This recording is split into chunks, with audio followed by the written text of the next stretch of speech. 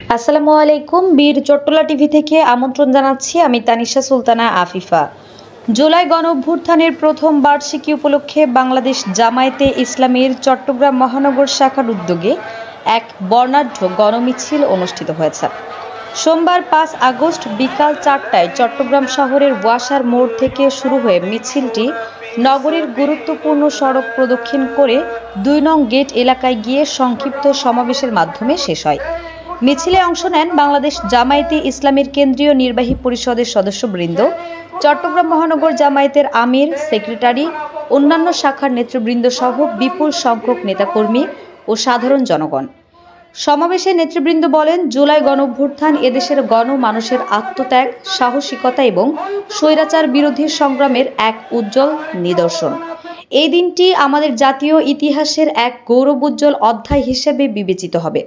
আমরা এই দিনটির চেতনাকে ধারণ করে বাংলাদেশের ন্যায় ইনসাফ ভিত্তিক সমাজ গড়ার সংগ্রাম চালিয়ে যাব।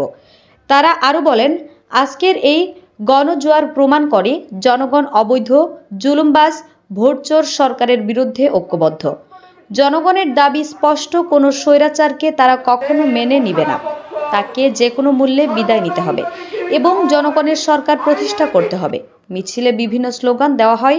অংশগ্রহণকারীরা শহীদের রক্ত বৃথা যেতে দিব না, স্বৈরাচার নিপাত যাক ইত্যাদি প্রতিবাদী স্লোগানে মুখরিত করেন রাজপথ। মিছিল ও সমাবেশ শেষে শান্তিপূর্ণভাবে কর্মসূচির সমাপ্তি ঘোষণা করা হয়।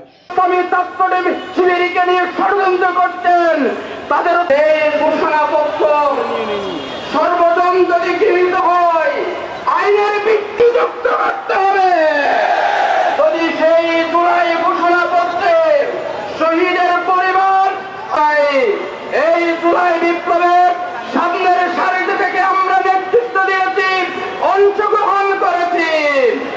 তার কি অবদান আছে, ভূমিকা আছে, আমাদের ভালো করে জানা। আমাদের আরো আপডেট নিউজ পেতে চোখ রাখুন বীর চট্টলা টিভিতে। ফেসবুকে ফলো, ইউটিউবে সাবস্ক্রাইব করুন।